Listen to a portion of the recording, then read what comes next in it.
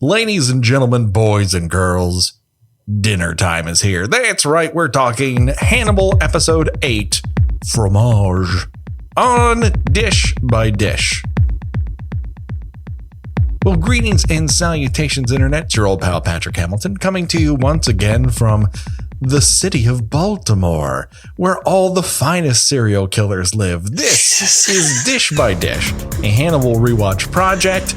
And of course, there's only one person that I trust, that if I have to corner myself between a serial killer and another serial killer, she'll put me in a place where one of them could probably snap my neck. The one, the only, Gena Radcliffe. How are you doing today, Gena? Or would I snap their neck for you? You know what? You're very unpredictable, so anything could happen, and anything will. I mean, being able to snap someone's neck with my bare hands, that would surprise me more than anybody else, that I could do that. That I just had the sheer forearm strength that would require to turn someone's head around and snap it. Maybe you would have that crazy mama strength. Like when we were growing up, there's like on That's Incredible, they would always have that story of. Oh, that's true. Yeah, to pick up a car, like get your kid off underneath. That's possible. That adrenaline rush allows you to snap a man's neck. Yeah, sure. You would get up on a chair because you're short of stature. Yes. And that person might be tall. And then you would use that leverage to your advantage and that crazy mama strength. I'm sure that would work out great for everyone. You both patiently wait while I laboriously drag out a stepladder. Hold on. I told you to hold on. Can you just brace this for me? I get a little shaky. No. You're going to like where this is going. I'm just going to use your shoulder. Hold on. You're saying that all the classiest serial killers are in Baltimore. Yeah. I mean, once we could say that Santa Carla, California could be the murder capital of the world, it's clearly Charm City. Yes. Oh, 100%. I mean, I lived in Baltimore from the late 90s to the early 2000s. I do not remember these many ongoing open serial killer cases happening. Well, there are many, most times amongst the hoi and the polloi for one of them. And then the other guy is just whoever was rude to me last. Could this be the point where the audience is like, oh, come on now?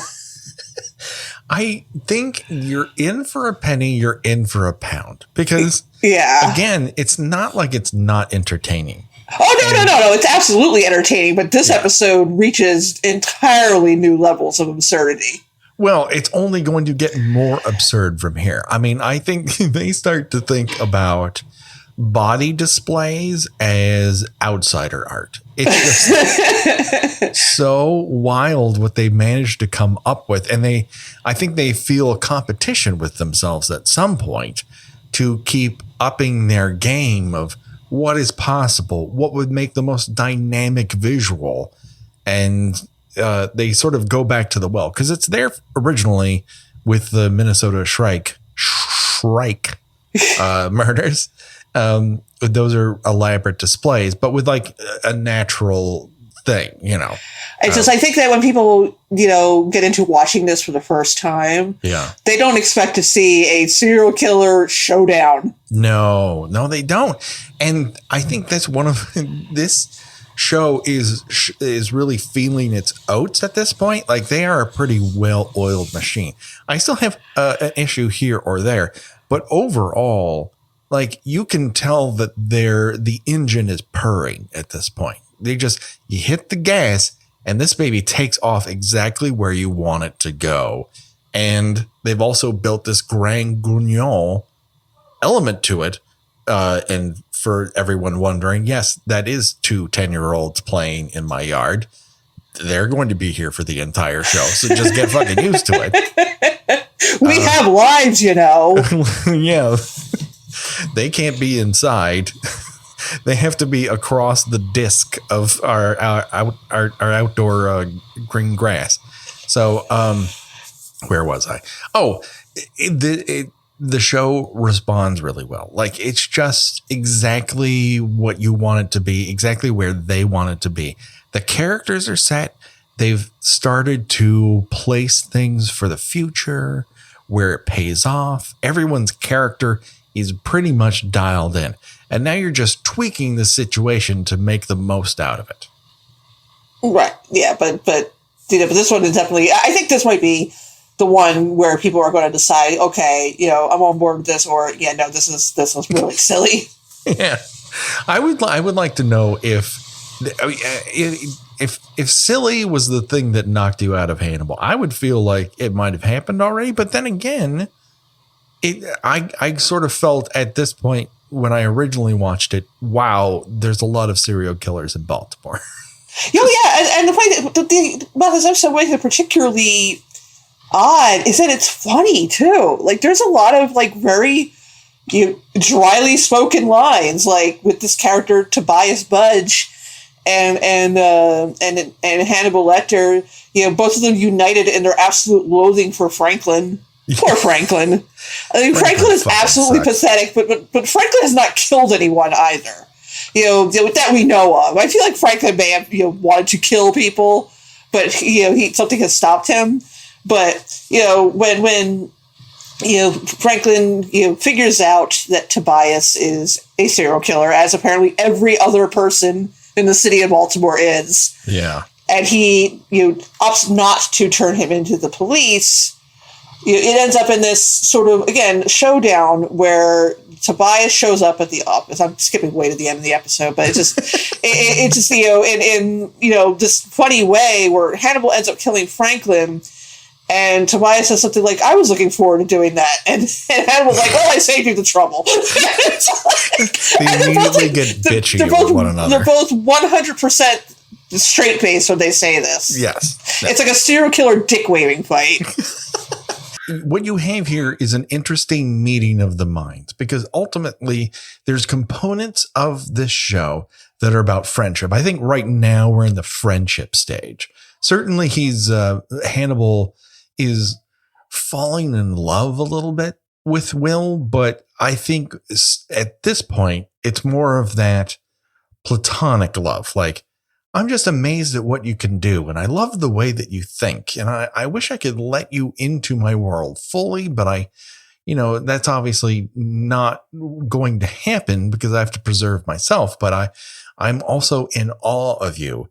And then here comes two people who are desperate to have Hannibal's friendship, Franklin and Tobias. And both of them, he's like, dude, you don't do it for me. It's not me, it's you. And that's another great line with Franklin saying he's been fired by nine psychiatrists. Yeah. I love the line, "What are you going to write me a referral? You're a referral." And I don't doubt that changing psychiatrists, even in a town, Baltimore is a city. But even still, like, word has to get around, like, Franklin is a fucking load. And all he's going to want to do is, because you will talk to him for an hour, start to think, well, you want to talk to me for more than an hour, right? Well, it's not even just, talking to him. It's letting him talk about nothing but himself all the time. Yeah. Which is an extremely inviting prospect for a friendship, but not actually how friendships work. Absolutely true. I haven't had one yet that has really sustained that level, but I also, unlike on this podcast, tend to shut up amongst crowds. I sort of force myself to talk on the show. Otherwise, there would only be half a show. So yeah, I can, my general persona in large groups of people is, politely chuckling. Yeah, there's a lot of George Clooney head bob half smiles. And Becky was very worried when we got together that I would not fit into any of her social circles. And so I really had to go, listen, you really like this girl. If you're any of this is going to have a chance, like it could, you need to go outside of yourself and listen and talk and not retreat into a shell. And, everyone was like, I guess they had been prepped that I was some sort of vulture who would sit in the corner, hunched. He's going to stare at you very creepily, but don't worry about it. He's not going to hurt you. He's just very quiet.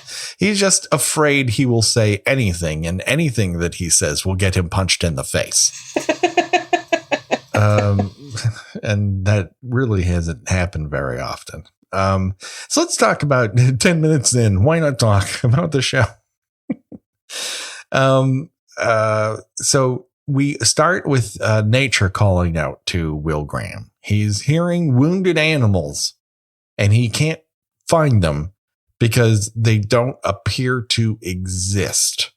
So again, without going into spoiler territory for future episodes, here we know that Will is disturbed. Now we sort of take it from the previous episode where he was told, where he said, like, I can't keep looking at these things. And he was told, either he's losing his mind or he's developing a brain tumor. Right. Because he talks about he's hallucinating and he has headaches. And so none of this is very good. No. And he's done that thing that I love, all characters in movie and TV, that they pull out pills from a bottle and dry swallow them. I don't have that capability. Like, we get stuck there every single time. Oh yeah, I every morning I take my vitamin with about the size of a horse pill. I always do the whole. No matter how much water I take, I can't imagine this. Yep, nope. And so we cut to a montage of someone removing organs from a body we cannot see, and laying them out and doing all of these techniques to them, bathing them in various liquids, boiling them, stretching them. Yeah, it's a pretty cool. The episode is a pretty cool tutorial on how they supposedly make strings for violins. Now, I don't think they actually make them that way anymore. They don't make them from anything organic anymore, to my knowledge. No. But this would be how it once was done. True.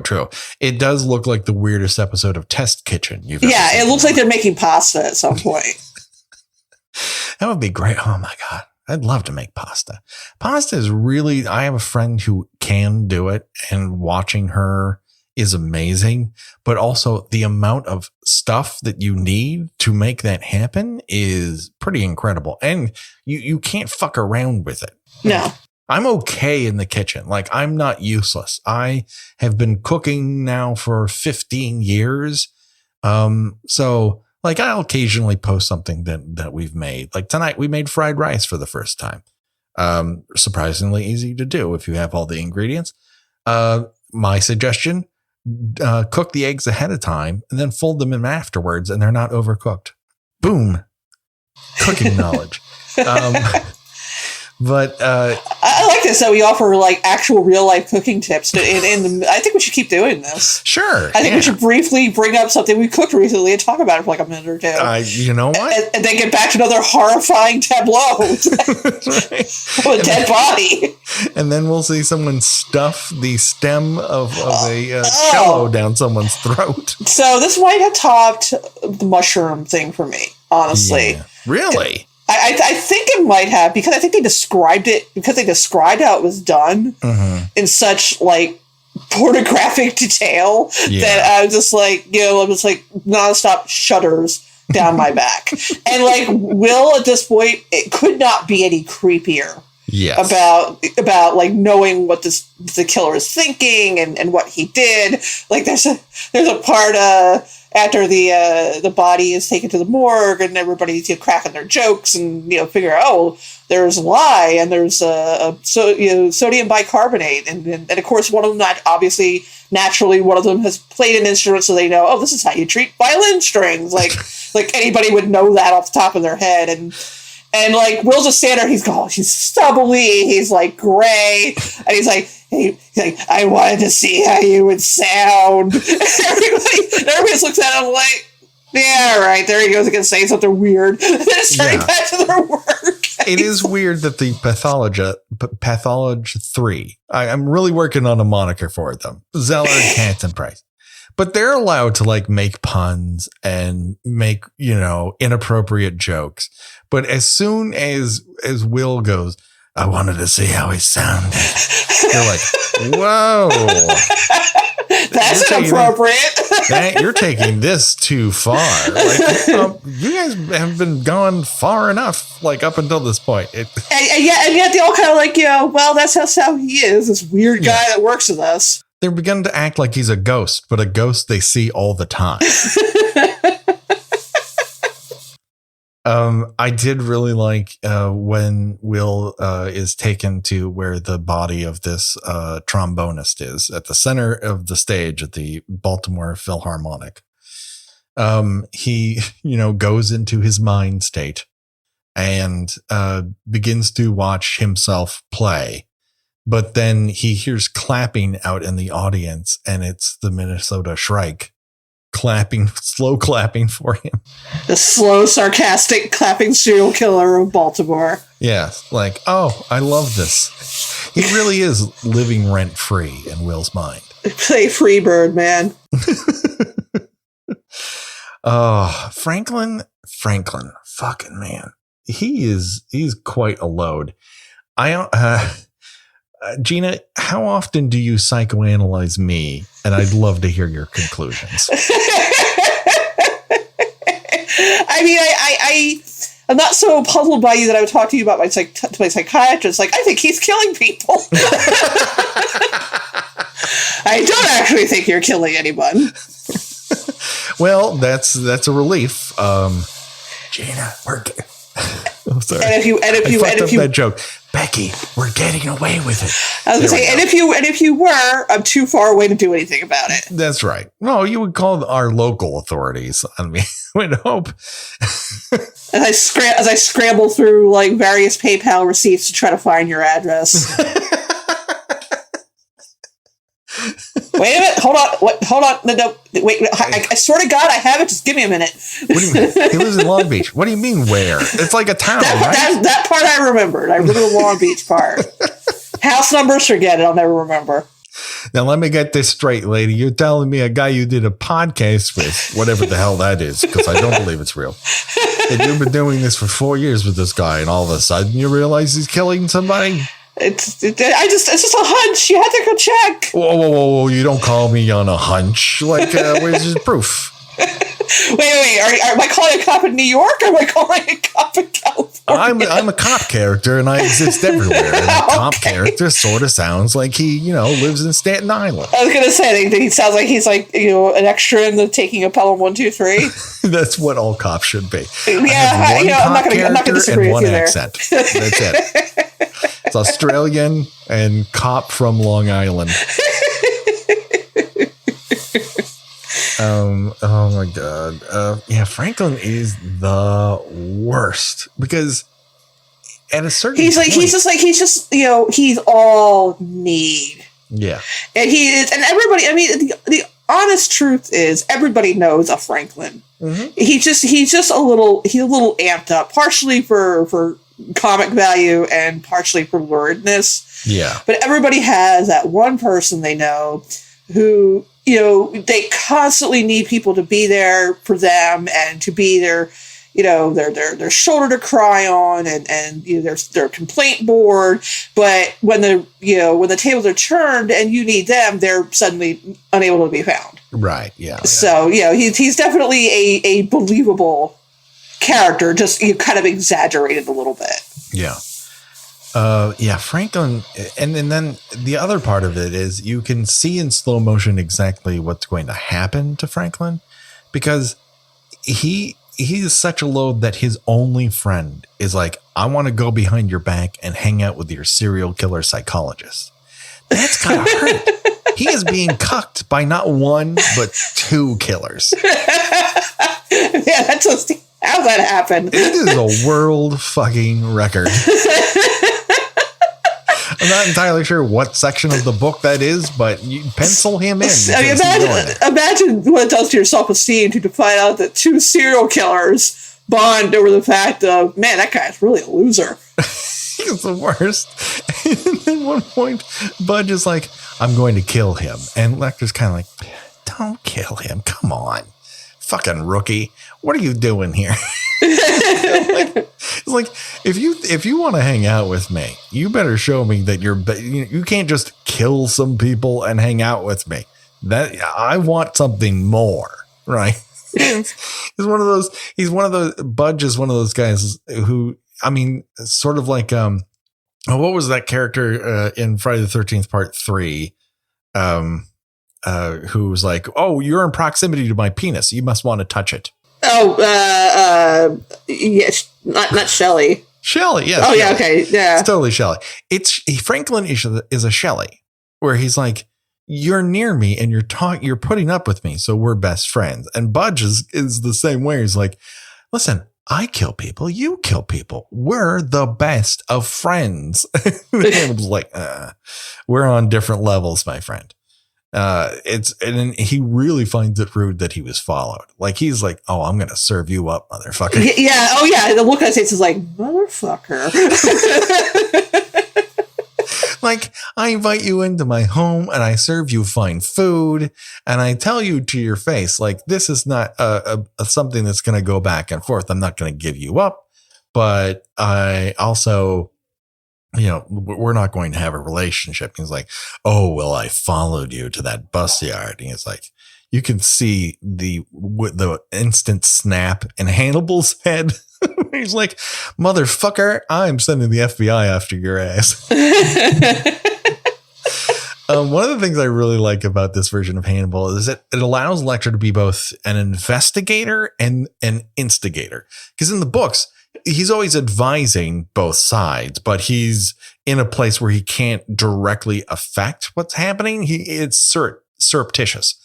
But, here, depending on what he finds more interesting, he's willing to entangle himself ever so slightly with a killer who could easily give him up if the police ever catch him. So it's a real balancing act, but you can tell there's a part of him that would like to be Will Graham. Oh, sure. Yeah, definitely. Yeah. But also he's not as good at it as Will is. I mean, he can sniff out his own rather quickly, but also making some of those leaps is something that what he finds so fascinating in Will. Yeah. And as pointed out, when Hannibal has his appointment with Bedelia, that, she points out that he could see him as he looks like. And mm-hmm. That's not something that a lot of people can do. Okay, if anybody else can do. Right. And here we, at a certain point in the episode, we kind of get two romantic scenes back to back with Alana, after showing up to the house to help corner wounded animals and see what Will's tried to claw out of his own chimney, which for some reason does not ring alarm bells in her head. She's kind of like, that's interesting. This seems like a good time to let him kiss me. Yeah, no, that's the best time for them to really rub up against one another in the living room that still smells of the chimney that he's opened up. But as Will says, she's immensely kissable. So who among us? But at the same time, you have Budge and Lecter like having this dinner date together. And I assume the reason that Hannibal tells Budge not to kill Franklin is because it would again bring suspicion on him. Like, he doesn't need that extra heat. No, absolutely not. Is Hannibal sending Will into the trap of Budge's store? Is that just because he wants to see what happens? Or is he like tempting fate of getting Will killed and like it's destiny for them to be together if he survives? Or he just loves to put together it's like another dinner party. He's just putting together, ingredients to see what happens. Yeah, I definitely think it's the second one. I think that he thinks that Will cannot be tricked, or of course he's tricking him to a certain extent. Yeah, but I think that he generally thinks that Will is one step ahead of most other people. Right. Yeah. And then on top of that, once Graham ends up at that string store, like Budge has told Hannibal, like, if the cops come, like, I'm going to kill him and I'm just going to disappear into the night. So like Hannibal knows explicitly what's going to happen when he shows up. So Will shows up with 2 cops, and then his ability to hear non-existent animals in need actually saves his life, because while he goes outside to see if a dog was actually hit by a car, turns out it wasn't. He dry swallows some more pills, goes back inside, and he finds the first cop just bleeding out from some sort of, I don't know, woodworking tool. I was going to say, it looks like he stuck a bow to the guy, like a violin bow to the guy's neck. I mean, I could be wrong, but no. Well, you see him pick it up off of the fireplace mantle, and it looks like a wood awl. Oh, okay. Yeah. Well, fancy one. The thing about this scene, though, it's like, how long was Will outside? Because it feels like he's only out there like 30 seconds, and that's apparently enough time for this one guy to overcome 2 cops and drag another one down to his workshop, I guess. Yeah, I mean, I assume and prepare him to be, turned into strings, I assume. Yeah. I mean, he takes. I do wonder the sequence of events that allows him to take out 2 armed policemen. I assume he knocks out the one that he drags down to the basement, and gets that other one in the neck so badly that he is bleeding out pretty fast. Like, I'm sure. I think he got him in the jugular, because there's a lot of blood underneath him. Doesn't stop Will from like tapping his fingertips to see if he's still alive. Like, that blood isn't pumping anymore, my dude. He's very, very dead.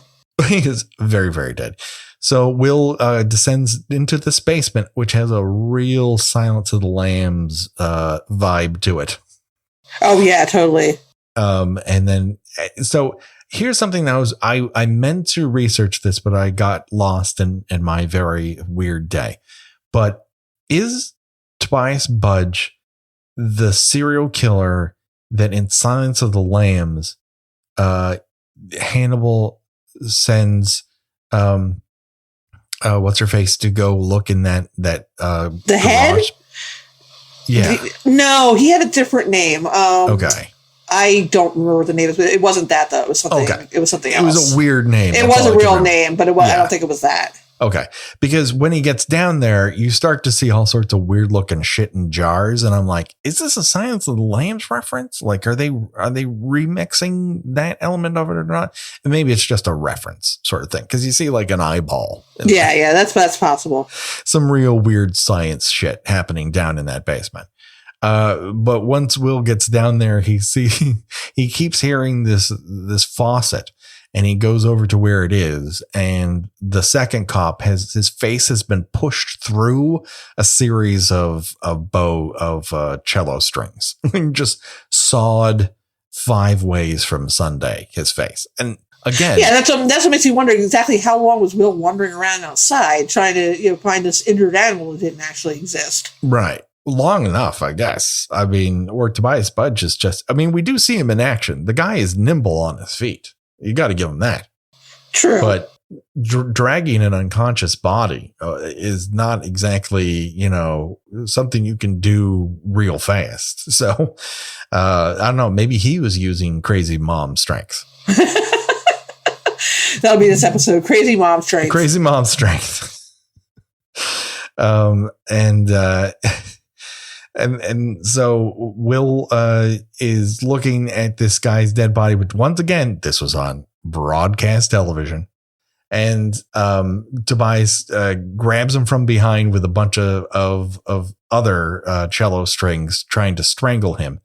And Will manages to get his 2 hands up underneath so he can hold him off, and manages to get off a shot, which kind of like nicks his neck and hits his ear a little bit.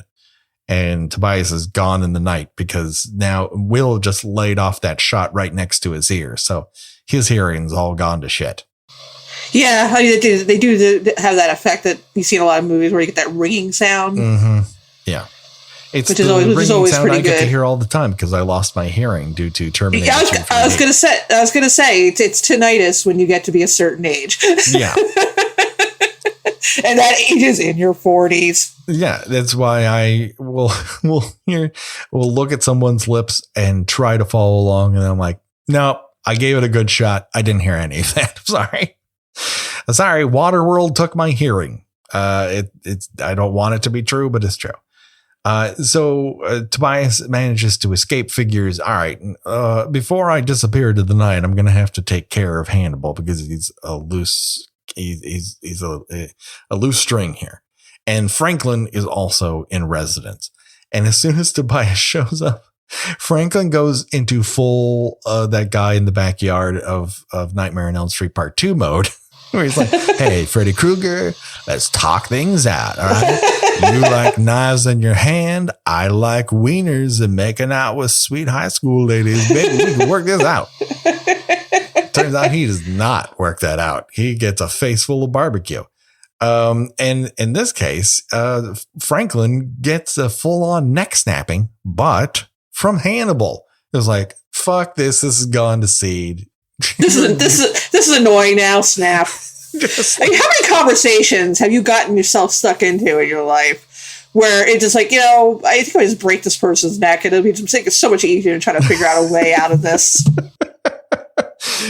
Rather than finding an excuse to leave a party. Yeah. Exactly. I mean, you have your Irish goodbye where you quietly creep out without saying anything to anybody. What if you just snap someone's neck? Yeah, I mean, if you do it that well, I mean, it really does feel like. I mean, it takes a lot of practice. You don't want to leave the person paralyzed. That's cruel. Yeah, you also don't break a few eggs before you. Yeah, you also don't want to accidentally heal something that's been bothering them because then they're going to want to be your friend. Right, and they're going to say, "Hey, could you do that thing to my neck that you did last week?" My sciatica feels so much better now. I mean, it's an odd time to do it, but I mean, it was very sudden. But you're going to go to the next gathering, and they're going to be like, "Hey, magic fingers!" and now you're magic fingers for the rest of your life. And who honestly wants to be those magic fingers? It's like when Homer trips down the garage stairs and falls over the garbage can, and it fixes his back, so he decides to become a chiropractor by just pushing people over his garbage can. Oh my god! My favorite thing about doing the show is how far off base everything just goes. I mean, I do wonder what people who might just tune in because they've heard that it's a Hannibal podcast think about it. They were like, they don't really get into the details very much. Come for the Hannibal, stay for the endless anecdotes. 4 years into it, and I'm still finding weird references. So let's keep it up for another year. Hey, the fans love it. If you read our comments or our reviews, the fans love it. They do.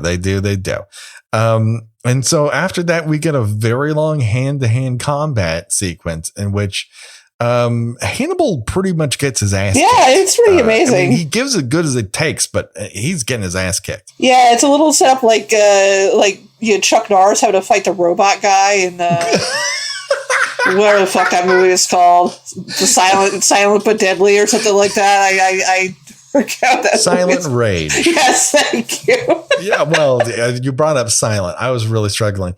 Because that's the movie that activist Ron Silver is in as one of the three scientists who, make this Frankenstein serial killer. And then he's the first person to go, guys, I don't think this is a good idea. And then he ends up dead, hung on a hook in his own home.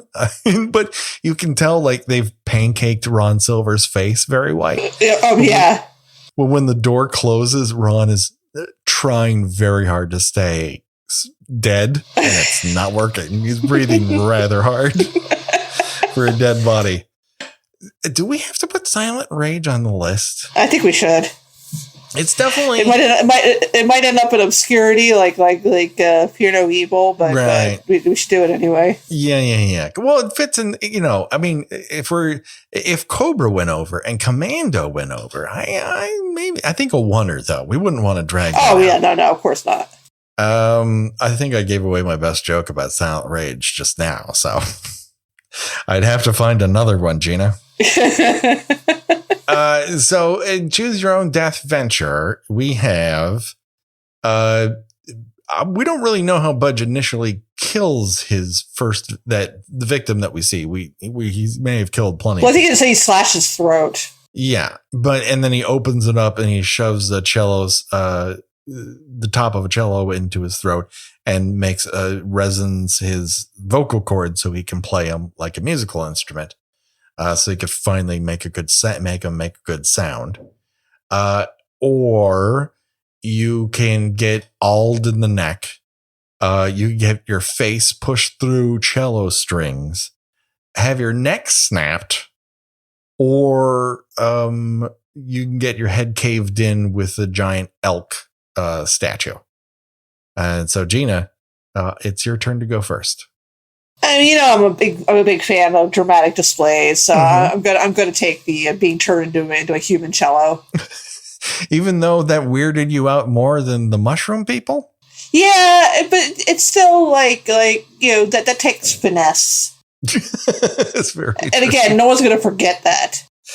I think I'm gonna go with face full of cello string. Ooh, that's a slow one though. Yeah, but that guy ain't alive by the time his face goes through the cello string. I don't think anyone, that's not something that I don't think he's dragging down a live person or a conscious person. Oh, well, okay. Yeah, it's possible. I think he's unconscious, pushes his head through the cello string, and he drowns on top of it, but he's not awake for that. So I'm into that. Plus, closed casket, baby. All the better. Yeah, that's the thing. I mean, if I get turned into a human cello, do they actually take the cello neck out before they bury me, or do I just get left in there? No, you get put up in that chair just at the propped front up of the funeral home, and everyone gets a shot to give a little wah wah wah wah on you. They play little Stray Cats on me. Yeah, that's exactly. Just pluck you like I'm in a psychobilly trio. You know what? I'm all right with that. That's gruesome and absurd. That's two things I want in my funeral, to be both gruesome and absurd.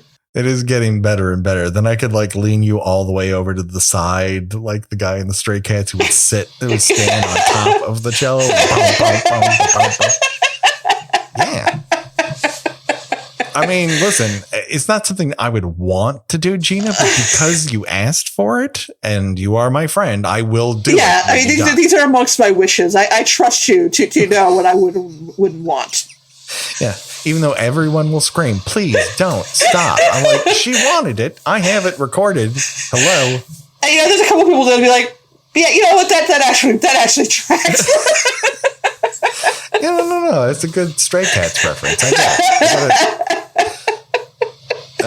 So that just about does it for this episode of Dish by Dish. Don't worry, the body count will continue. Gena, where can people find you on these here internets? I am a writer and associate editor over at The Spool. I just recently covered The Haunting of Bly Manor, which you should definitely watch. And I am about to wrap up the season for Lovecraft Country. And I am also on Twitter under Porcelain72. Do it today. Check it out. We're on Twitter. We're on Facebook. We're on Instagram. We have the letterbox where we tell everyone what we've been watching and shit like that. We have Patreon, which you can hear exclusive episodes. And I don't know what we're going to do for October. That's holy shit. We got to do something for October. Yeah, we do need to pick out something for October, isn't it? Oh. Don't we? Yes. Because somehow it's October 11th already as we record this.